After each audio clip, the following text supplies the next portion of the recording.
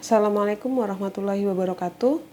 Setelah menyimak materi dasar-dasar titrasi atau analisis kuantitatif, materi yang selanjutnya adalah macam-macam titrasi. Nah, kita pada mata kuliah ini kita akan belajar tentang macam-macam titrasi. Ada 4 macam titrasi, yaitu titrasi asam basa, argentometri, redox, dan kompleksometri. Bedanya apa saja nanti akan saya bahas satu-satu. Yang pertama adalah titrasi asam basa atau asidi alkalimetri. Prinsip reaksinya adalah reaksi netralisasi. Jadi netralisasi itu maksudnya seperti apa? Reaksi antara ion hidrogen yang berasal dari larutan asam dengan ion hidroksida yang berasal dari larutan basa menghasilkan air yang bersifat netral. Nah, contoh reaksinya yang seperti yang di bawah ini, NaOH dengan HCl, dia menghasilkan H2O, makanya disebut sebagai reaksi netralisasi. Nah, pada titrasi asam basa atau asidi alkalimetri ini digunakan indikator. Nah, indikatornya itu digunakan untuk mengamati titik akhir titrasinya. Bagaimana cara memilih indikatornya?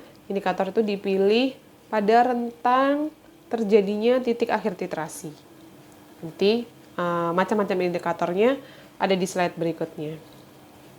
Nah, apa sih bedanya asidi dan alkalimetri? Jadi kalau asidimetri itu penetapan kadar suatu basa dalam larutan dengan larutan asam sebagai zat standar sekundernya. Jadi kalau dilihat tadi ya di skemanya titrasi itu ada buret, ada Erlenmeyer. Jadi kalau asidimetri yang di buret itu adalah larutan asam. Yang di Erlenmeyer adalah larutan basanya. Nah, kalau alkalimetri kebalikannya. Jadi, penetapan kadar suatu asam, berarti yang di Erlenmeyer itu adalah asamnya, dalam larutan dengan larutan basa sebagai zat standar sekundernya. Berarti yang di buret adalah larutan basa, begitu. Nah, prinsip dari, kita akan bahas dulu sedikit tentang asam basa, kita akan bahas sedikit tentang asam basa Bronsted-Lowry. Jadi teori Bronsted-Lowry itu mengatakan bahwa yang bersifat asam itu adalah senyawa yang dapat melepas proton, di mana proton di sini adalah H+, dan basa adalah spesies yang dapat menerima proton, yaitu proton H+. Nah, bisa dilihat di sini bahwa senyawa asam sitrat itu mempunyai gugus atau ion H+ ya, yang saya beri lingkaran ini, yang bisa terlepas dan digantikan dengan Na yang ada di NaOH. Jadi karena asam sitrat ini bersifat melepas proton, maka dia dikategorikan sebagai senyawa asam. Nah, sedangkan NaOH ini Na-nya kan lepas ya, OH-nya ini menerima H+, maka dia dikatakan sebagai basa, begitu. Untuk selanjutnya, contoh selanjutnya itu adalah asam salisilat, di mana dia punya H+ yang bisa dilepas, sehingga asam salisilat bersifat basa. Sedangkan NaOH bersifat asam salisilat bersifat asam, sedangkan NaOH bersifat basa. Nah, bagaimana dengan natrium tetraborat? Nah, natrium tetraborat ini bersifat asam atau basa? Kita lihat dulu.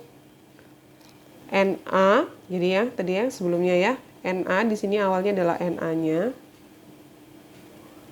Ternyata dia senyawa ini itu menerima H+. Karena dia bersifat menerima H+, maka dia dikategorikan sebagai basa. Sehingga kita butuh larutan baku sekunder yang bersifat asam, begitu. Itu sekilas saja tentang senyawa-senyawa yang bisa dititrasi dengan metode asidi alkalimetri. Nah, ini adalah indikator-indikator yang bisa dipilih atau bisa digunakan untuk titrasi asidi alkalimetri. Nah, pemilihan indikator ini berdasarkan pH saat TAT, jadi titik akhir titrasinya. jika titik akhir titrasinya itu berkisar antara 8,3 sampai 10,0, maka kita bisa menggunakan fenolftalin. Ini biasanya adalah indikator yang sering digunakan saat titrasi alkalimetri. Nah, kita juga bisa menggunakan metil red atau metil orange, metil merah atau metil jingga saat titrasi asidimetri. Biasanya seperti itu. Oke, sekarang kita akan bahas tentang titrasi argentometri. Nah, di titrasi argentometri kalau tadi perubahan warna, karena argento ini prinsipnya berbeda, bukan lagi perubahan pH, yaitu reaksi pengendapan. Jadi yang kita amati adalah endapannya. Nah, pengendapannya bagaimana? Penetapan kadar suatu zat dalam larutan berdasarkan presipitasi dengan larutan standar Ag nitrat atau AgNO3. Indikatornya menggunakan kalium kromat. Jadi, endapannya apa sih yang diamati? Endapan berwarna apa yang diamati? Nah, metode yang biasanya kita pakai dalam metode argentometri atau yang biasa kita pakai di laboratorium kita ini adalah metode Mohr.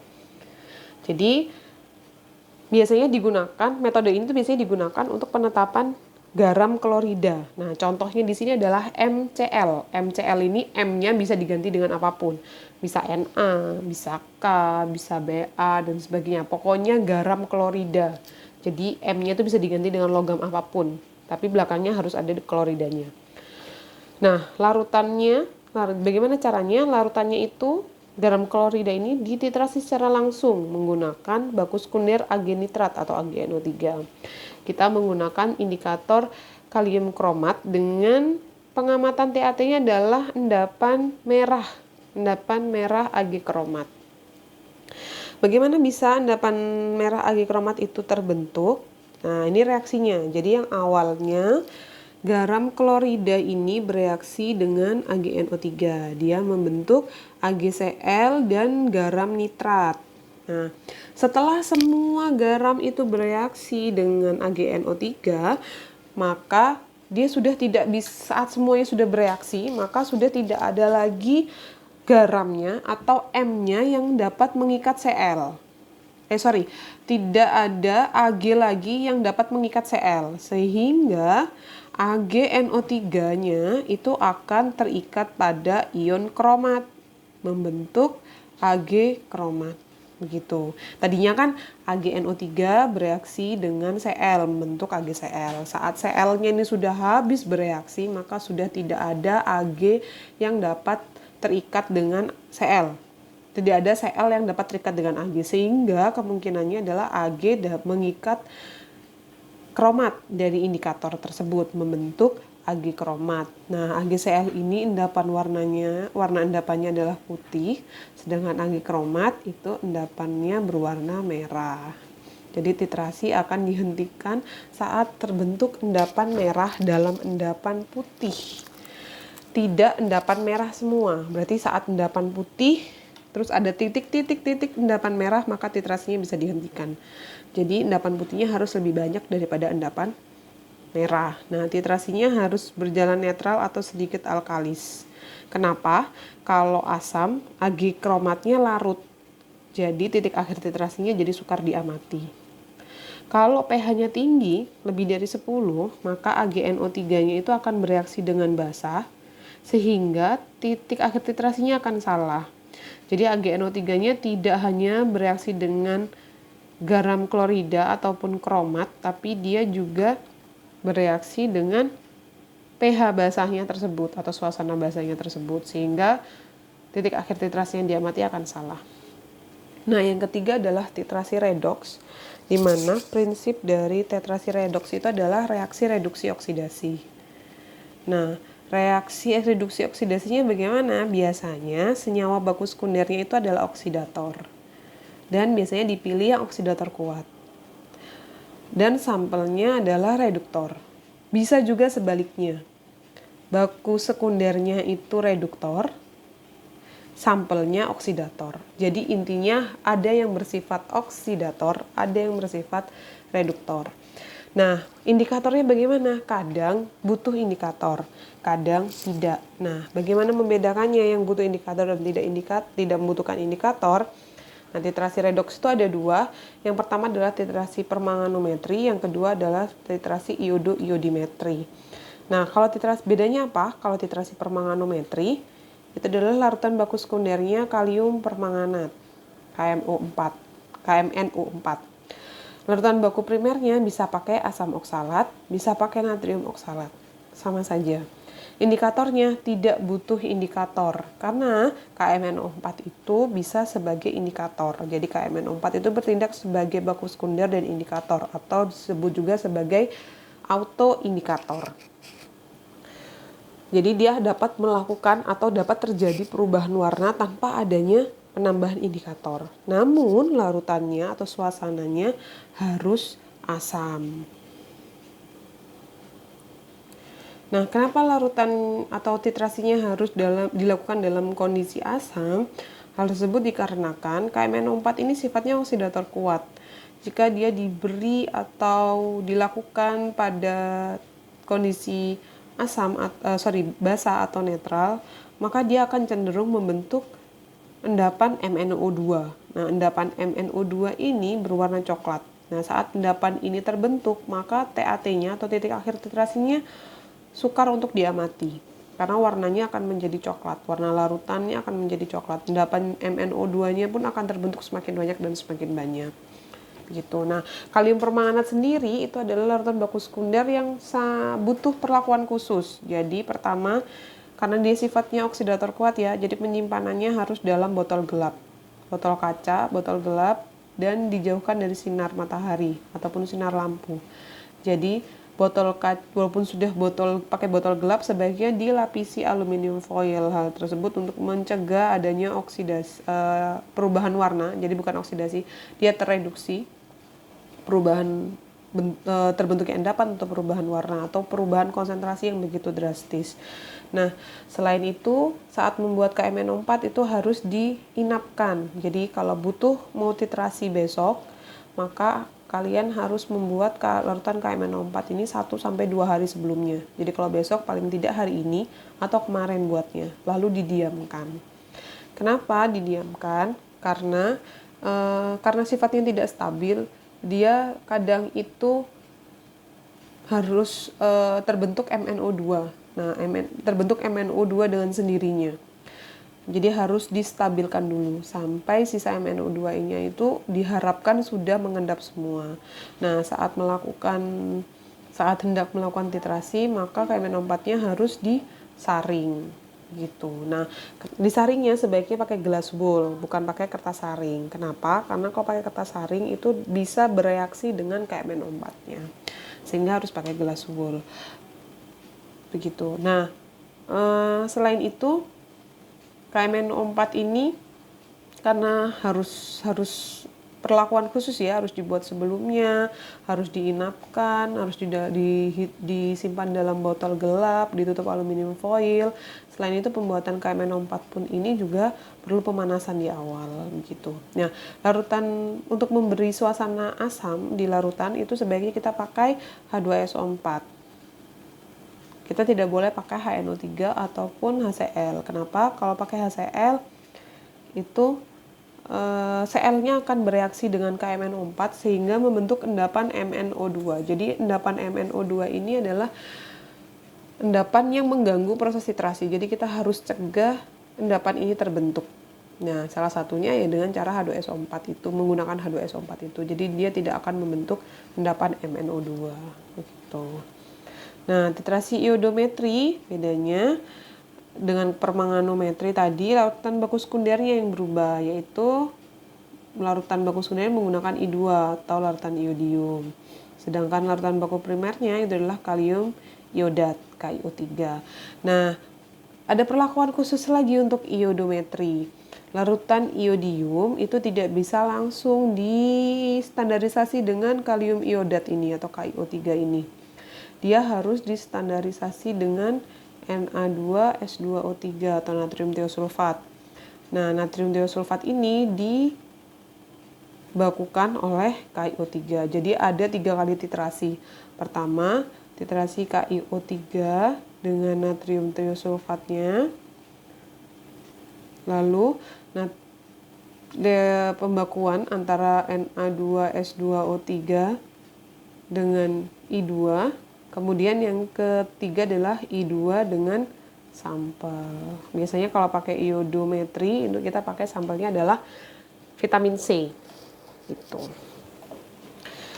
Jadi yang untuk iodometri ini kita pakai 3 kali titrasi. Nah, KiO3 dan Na2S2O3 yang di Erlenmeyer adalah KiO3-nya. Na2S2O3 itu di buret. Nah, untuk pembakuan Na2S2O3 dengan I2 yang ada di buret itu adalah natrium tiosulfatnya, yang di Erlenmeyer adalah I2-nya.